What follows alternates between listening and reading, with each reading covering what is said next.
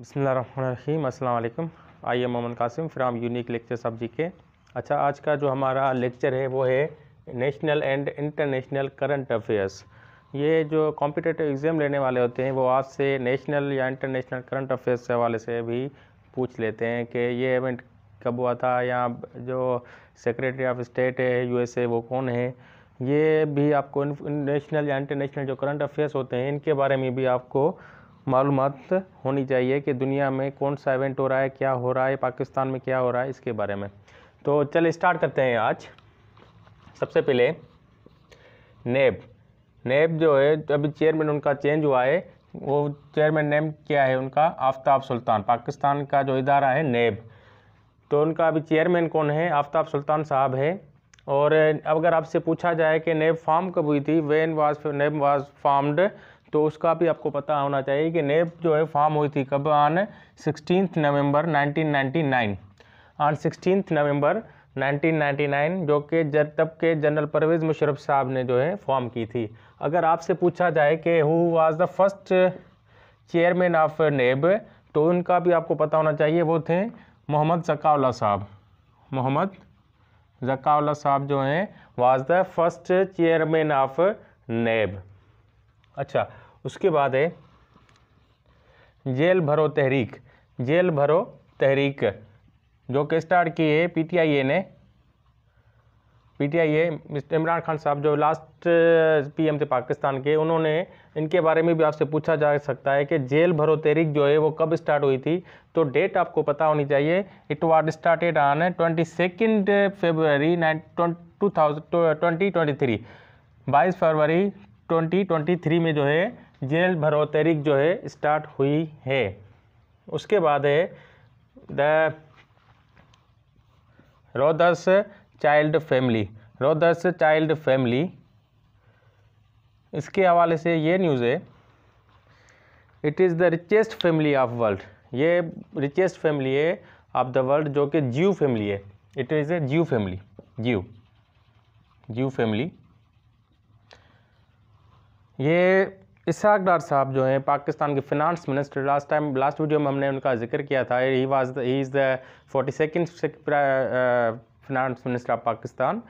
तो उन्होंने जो है ये जो है अब Rothschild family, it is a Jews family.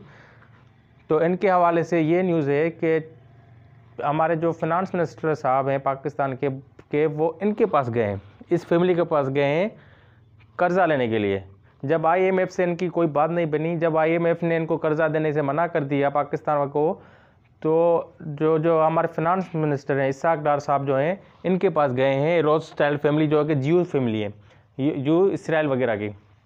तो इसके हवाले से ये है, ये भी लोग हंस रहे होंगे किसके ऊपर? पाकिस्तान के ऊपर, पाकिस्तान के लोगों के ऊपर, और ख़ास तौर पे हमारे जो पीएम साहब है उनके ऊपर, या हमारे जो फिनांस मिनिस्टर है उनके ऊपर, कि ये कैसे लोग हैं, ये एक तो हमें तस्लीम नहीं कर रहे हैं, हमारे जो स्टेट है उसको तस्लीम नहीं कर रहे हैं इसराइल को, और ऊपर से कर्ज़ा हमसे आके मांग रहे हैं कि हमें कर्ज़ा दो, हम जो है डूब रहे हैं।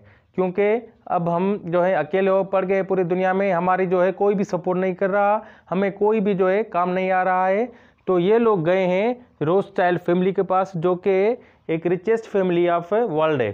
टॉप 10 में इनका नंबर शुमार होता है। ये richest family of the world है। और जो ये बड़ी ही शर्म की बात है, जो इनके पास ये लोग गए हैं किसके लिए? कर्ज़ा लेने के लिए। उसके बाद आते हैं इंटरनेशनल करंट अफेयर के हवाले से। अफ़गानिस्तान एंड इंडिया के हवाले से ये न्यूज़ है कि अफ़गानिस्तान ने इंडिया को बोला है कि आप डायरेक्ट फ़्लाइट जो हैं आप ऑपरेट करें from New Delhi to Kandahar या काबुल। अफ़गानिस्तान ने इंडिया को इनवाइट किया है, आप जो है डायरेक्ट फ़्लाइट जो हैं ले आएँ इंडिया से कहाँ? अफ़गानिस्तान तक। तो आपको उनके जो एयरलाइन वगैरह है उनका नाम पता होना चाहिए। अफ़गानिस्तान का जो एयरलाइन है वो है Aryna is the airline of Afghanistan. और इंडिया का जो एयरलाइन है वो है एयर इंडिया जो है इंडिया का एयरलाइन है। आपको इसके बारे में भी मालूमात होनी चाहिए कि इनवाइट किसने किया है? अफ़गानिस्तान ने किसको? इंडिया को कहा है कि आप जो हैं एयरलाइन स्टार्ट करें from New Delhi to Kabul और कंधार। उसके बाद है म्यूनिच सिक्योरिटी समिट, जो कि हुआ है कब? अभी कुछ दिन पहले ही हुआ था इन जर्मनी में हुआ था ये सिक्योरिटी समिट। डिफेंस मिनिस्टर वगैरह जाते हैं यहाँ पे, यहाँ जो जनरल वगैरह होते हैं वहाँ पे जाते हैं, और यहाँ पे सिक्योरिटी के हवाले से बात हुई थी, अभी कुछ दिन पहले ही हुआ था ये।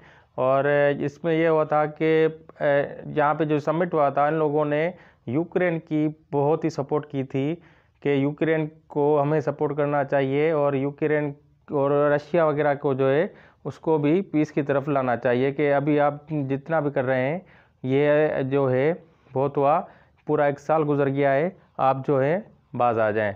लेकिन रशिया फ़िलहाल तो ऐसा कुछ नहीं दिखा रहा, कोई डाइवर्जन के हम बाज आएंगे या नहीं आएंगे। लेकिन इस सिक्योरिटी समिट में जो बात हुई थी कि यूक्रेन को सपोर्ट करें, जहाँ का कैपिटल सिटी है कीव जो है कैपिटल सिटी है कहाँ का? यूक्रेन का। और जेलेंस्की जो है प्रेसिडेंट है कहाँ के? वो यूक्रेन के। तो इस समिट में जेलेंस्की ने भी वहाँ पे एक वीडियो खिताब किया था। उसके बाद आते हैं the secretary of state Antony Blinken, the secretary of state कहाँ के? यूएसए के, यूनाइटेड स्टेट्स ऑफ अमेरिका। अच्छा, आप बोलेंगे ये सेक्रेटरी ऑफ स्टेट क्या होता है? तो जैसे हमारे यहाँ होता है फॉरेन मिनिस्टर होता है पाकिस्तान में, तो वहाँ पे कौन है फॉरेन मिनिस्टर यूएसए के? वो हैं एंटोनी ब्लिंकन जो है सेक्रेटरी ऑफ स्टेट हैं। अच्छा, इनके हवाले से ये न्यूज़ है, अभी जो कुछ दिन पहले एक बहुत ही बड़ा वाक़या हुआ था, ज़िलज़ला आया था कहाँ पे? तुर्की वगैरह में या शाम में, सीरिया में। तो एंटोनी ब्लिंकन ने वहाँ पे दौरा किया था, एक हवाई दौरा भी किया था उस सिटी उस जगह का जहाँ पे वो इवेंट जो है पेश आया था। तो वो उनका कहना था कि मैं इस अल्फाज में बयान नहीं कर सकता कि कितना बड़ा मुझे जो है दुख हुआ है, या कितना बड़ा जो है न जाने नुकसान हुआ है उसमें तुर्की वगैरह में। तो इसके हवाले से ये था कि इन्होंने जो प्रेसिडेंट हैं रजब तैयब एर्दोगान, उनके साथ एक मुलाकात की थी, और एंटोनी ब्लिंकन साहब ने उनसे कहा कि आप जो हैं स्वीडन को जो है इजाज़त दे दें नेटो में शमूलियत के लिए, नेटो में शामिल होने के लिए जो है आप जो है अपनी हामी भरें, आप राज़ी हो जाएं कि हम जो हैं इसको नेटो में शामिल करें स्वीडन को। तो उन पे जो है स्वीडन का आपको पता है कि स्वीडन जो है नेटो में शामिल होना चाहता है, और नॉर्थ अटलांटिक टेरिटरी, मैंने लास्ट वीडियो में उसका जिक्र किया था, जिसके जो है 30 मेंबर्स हैं, 30 स्टेट्स हैं जो इसके मेंबर हैं नेटो के। स्वीडन और फिनलैंड वगैरह भी उसे ज्वाइन करना चाहते हैं। फिनलैंड के लिए तो तुर्की का कोई एतराज़ नहीं है, लेकिन स्वीडन के लिए है कि स्वीडन जो है वो जो है बागी लोगों को, जो हमारे यहाँ जो लड़ाई वगैरह करवाते हैं या कोई स्ट्राइक वगैरह करवाते हैं या कोई भी अगर प्रॉब्लम होती है, तो स्वीडन जो है उन लोगों को जो है सपोर्ट करता है। इसलिए जो है हम स्वीडन को इजाज़त नहीं देंगे कि वो नेटो में शामिल हो। तो एंटोनी ब्लिंकन ने उनसे जो मिले थे रजब तैयब एर्दोगान से, और उनसे ये बात हुई थी, पर तुर्की ने फिर भी मना कर दिया कि नहीं, मैं इस पे राज़ी नहीं हूँ। उसके बाद है ईस्ट फ़लस्तीन जो कि लोकेटेड कहाँ पे है? ओहायो यूएसए में लोकेटेड है ईस्ट फ़लस्तीन। अब आप कहेंगे यूएसए अमेरिका में, फ़लस्तीन कहाँ से आ गया? एक्चुअली जो ये ईस्ट फ़लस्तीन है ये वहाँ पे एक गाँव है। कहाँ का? ओहायो एक स्टेट है यूएसए में। टोटल जो है 52 स्टेट्स हैं यूएसए में। अमेरिका में जो स्टेट्स हैं 52 स्टेट्स हैं, उनमें से एक जो स्टेट है वो है ओहायो स्टेट है कहाँ की? यूएसए की। अब आते हैं हम कहाँ पे? ईस्ट फ़लस्तीन पे। ईस्ट फ़लस्तीन जो है अभी कुछ दिन पहले बहुत ही न्यूज़ में रहा था, इवन अभी तक भी जो है ये न्यूज़ में चल रहा है। इंटरनेशनल न्यूज़ वगैरह जो है जियोपॉलिटिकली इस पे ये ईस्ट फ़लस्तीन बहुत ही न्यूज़ में चल रहा है। तो काफ़ी सारे बंदों को पता नहीं है कि ये ईस्ट फ़लस्तीन क्या है। क्या ये कोई फ़लस्तीन की बात कर रहे हैं? नहीं, ये ईस्ट फ़लस्तीन क्या है? यूएसए, ओहायो यूएसए में एक गांव है, छोटा गांव है। यहाँ की ये न्यूज़ है कि ऑन 3 फरवरी को एक ट्रेन जो है वहाँ से गुज़र रही थी और उस ट्रेन में था क्या, केमिकल था उस ट्रेन में, जिसकी वजह से क्या हुआ, कोई एक्सीडेंट वगैरह हो गया। उस ट्रेन का एक्सीडेंट जो हो गया तो ये जो ट्रेन थी वो इसी ईस्ट फ़लस्तीन गांव जो है, विलेज था, वहाँ के करीब ही जो है वो ब्लास्ट हो गए। बहुत ही बड़ा नुकसान हुआ है यूएसए वगैरह का, उसमें बहुत नुकसान हुआ था। जानी नुकसान तो खैर इतना खास नहीं हुआ है, लेकिन माली नुकसान वहाँ पे बहुत हुआ था। तो यूएसए अच्छा जैसे ही वहाँ के गवर्नमेंट को पता चला, ओहायो को या मेयर थे वहाँ पे, उनको जैसे ही पता चला तो उन्होंने सबसे पहले क्या किया, वहाँ पे जो करीब गांव थे, करीब जो आबादी थी, उनको सबसे पहले वहाँ पे खाली करवा दिया, क्योंकि वो ट्रेन जो थी भरी हुई थी फुल केमिकल से। केमिकल जो थे बहुत वो जो फुल थी, केमिकल से फुल थी। तो सबसे पहले वहाँ से जो है गवर्नमेंट जो है लोगों को जो है वहाँ से निकालना शुरू किया। तो जानी नुकसान तो कम ही हुआ है, लेकिन माली नुकसान बहुत हुआ है जो ट्रेन की वजह से ये हो। तो ईस्ट फ़लस्तीन की ये न्यूज़ है कि अभी जो बाइडेन साहब जो हैं वहाँ पे गए तो नहीं है, लेकिन इनको कुछ इमदाद दी है कोई $25,000 $25,000 जो है उसको इमदाद दी है। और वहाँ पे जो लोग रहते हैं यहाँ पे ईस्ट फ़लस्तीन गाँव में, वो रहते हैं कितने, 5,000 से भी ऊपर, 5,000 से ऊपर जो है लोग रहते हैं। और इमदाद कितनी मिली है, $25,000 ओनली डॉलर्स में। तो अच्छा, अभी इस पे ये न्यूज़ चल रही है कि जो लास्ट जो प्रेसिडेंट थे यूएसए के, डोनाल्ड ट्रंप, उनका कहना है कि ये मेरा गांव है, ये मेरे लोग हैं, मेरे स्टेट मतलब जो है मुझे सपोर्ट करते हैं, मुझे वोट करते हैं, इसलिए जो है जो बाइडेन ने इनके साथ जुल्म किया है। और दूसरी बात ये है कि इनको इमदाद भी नहीं दी और इन वहाँ पे होने भी नहीं गए। हालांकि ये यूक्रेन जा रहे हैं और क्या नाम है, पोलैंड जा रहे हैं, वारसा वगैरह दूसरी जगहों पे जा रहे हैं, दुनिया के मुख्तलिफ जगहों पे जा रहे हैं, लेकिन अपने ही मुल्क में, अपने ही कंट्री में ये एक जो गांव है ईस्ट फ़लस्तीन या ओहायो जो स्टेट हैं, वहाँ पे ये बिल्कुल नहीं जा रहे हैं। और दूसरी बात, उनको सपोर्ट भी नहीं कर रहे हैं फाइनेंशियली वगैरह, अगर उनका कोई नुकसान हुआ है तो ये आजकल जो है मतलब लास्ट वीक से जो है ये ईस्ट फ़लस्तीन जो गाँव है ये बहुत ही न्यूज़ में रहा। और जो है इस पे बहुत ही पूरी जो है चर्चा हो रही थी पूरी दुनिया में, क्योंकि ये अब ये इंटरनेशनल गांव हो गया था, तकरीबन इंटरनेशनल न्यूज़ में जो रहा। तो ये सबको पता होना चाहिए कि ये ईस्ट फ़लस्तीन जो है ये कोई फ़लस्तीन वगैरह की बात नहीं हो रही है, ये हो रही है ओहायो के गांव है जो कि यूएसए अमेरिका वगैरह में लोकेटेड। उसके बाद आते हैं 21 फरवरी को पुतिन ने एक खिताब किया था।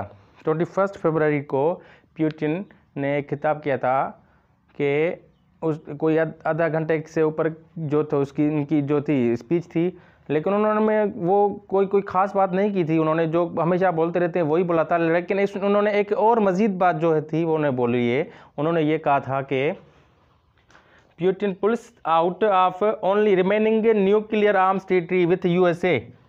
जो यूएसए के साथ जो न्यूक्लियर आर्म ट्रीटी हुई है, यूएसए के साथ nuclear arms treaty with USA, ये काफ़ी मरतबा हुई है। 2010 में भी हुई थी, 1991 में भी हुई थी।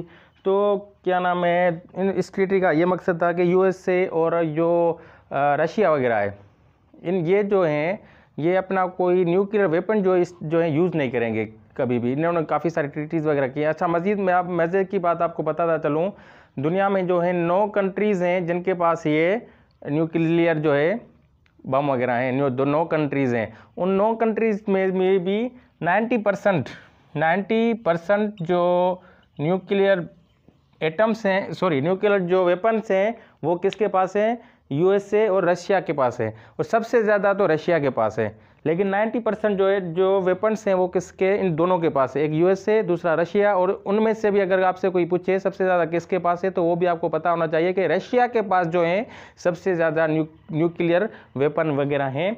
और 10% जो है बाकी 7 लोगों के पास है, जो कि पाकिस्तान है, इंडिया है, चाइना है, फ्रांस है, इसराइल वगैरह। इसराइल ने अभी तक जो है ब्लास्ट वगैरह नहीं की, लेकिन बाकी जो लोग हैं वहाँ पे उन जो है शामिल हैं।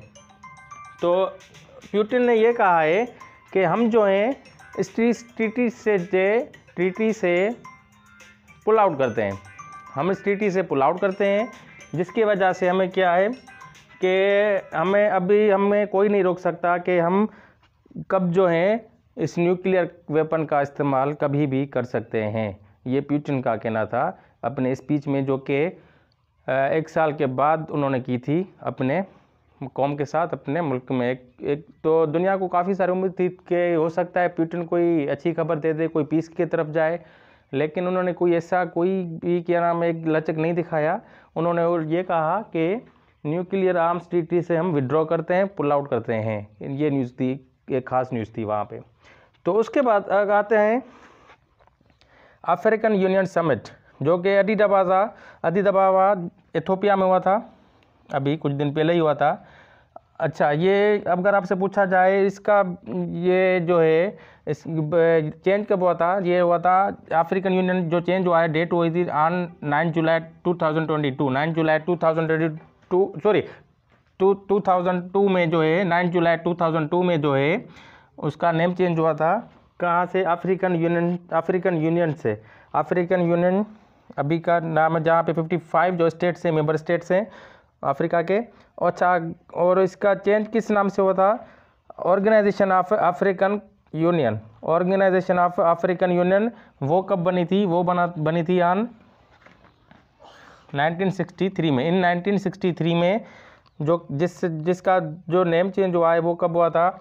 9 जुलाई 2022 चेंज हो गया, क्या बना है अभी? African union. तो अभी इसका एक समिट हुआ था इथोपिया, एडिस अबाबा, जो कि वहाँ का कैपिटल सिटी भी है इथोपिया का। तो वहाँ पे अभी जो समिट चल रहा था अफ्रीकन यूनियन का, जब अभी समिट चल रहा था तो यहाँ पे जो थे एनोए जो कि सफ़ीर जिसे हम बोलते हैं, एम्बेसडर वगैरह बोलते हैं, इसराइल का एक सफ़ीर थी, एक एम्बेसडर थी, वो वहाँ पे गई थी बिना किसी इन्विटेशन के। तो वहाँ पे जो मेंबर स्टेट्स थे वहाँ पे 55 और 54, तो वो उठ के खड़े हो गए थे, ये लोग यहाँ पे क्यों आए हैं, ये लोग यहाँ पे क्यों आए हैं? तो इसराइल के उस एम्बेसडर ने कहा कि हम जो हैं ऑब्जर्वर स्टेट हैं कहाँ के? अफ्रीकन यूनियन के। तो ऑब्जर्वर स्टेट तो वो क्या नाम है, बाकी लोगों को तो पता ही नहीं था, क्योंकि जो अफ्रीकन यूनियन का प्रेसिडेंट है उनको कोई कॉन्फिडेंशियल तरीके से उनको ऑब्जर्वर स्टेट दे दिया था। लेकिन अफ्रीका के किसी बंदे को पता नहीं, यूनियन के किसी स्टेट को पता नहीं था कि इसराइल जो है अभी हमारा ऑब्जर्वर स्टेट है, जो और कुछ ही सालों के बाद या कुछ टाइम के बाद जो है वो हमारा परमानेंट मेंबर हो जाएगा। लेकिन ये जो अभी जो एम्बेसडर वहाँ पे पहुँची उस समिट में, तो सब जो वहाँ पे जो है उठ के खड़े हो गए समिट के दौरान कि ये यहाँ पे क्यों आई हैं, इनको तो हमने इनवाइट भी नहीं किया है। तो उन्होंने कहा कि हम जो हैं आप अभी जो है ऑब्जर्वर स्टेट हैं। तो उस पर भी एतराज़ात हुए थे। हमें तो इसके लिए भी बात में नहीं लिया गया कि ये जो इसराइल को जो है हम जो हैं ऑब्जर्वर स्टेट को दे रहे हैं, ऑब्जर्वर स्टेट का दर्जा दे रहे हैं, ये इसराइल के लिए कहा। तो उन्होंने वहाँ पर ये था कि वहाँ पे उन्होंने एतराज़ किया कि आप निकालो या फिर हम यहाँ से जाएं। तो 55 लोग जो थे वो तो जाहिर बात है बहुत ही बड़ा तादाद है उनका।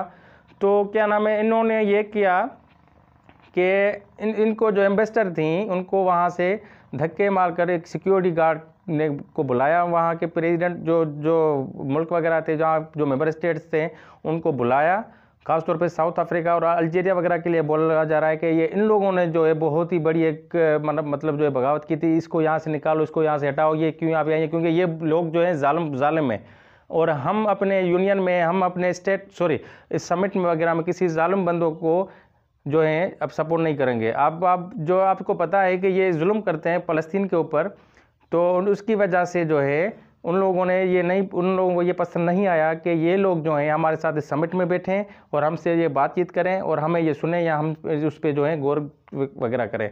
तो अफ्रीकन यूनियन के हवाले से ये न्यूज़ है कि वहाँ पे जो इसराइल एम्बेसडर थी उनको जो है सिक्योरिटी गार्ड ने धक्के मार के जो है निकाला वहाँ से, कहाँ से? उस समिट से। और वह जिसकी वजह से जो पीएम है इसराइल के नेतन्याहू, उनको जो है बहुत गुस्सा आ गया है।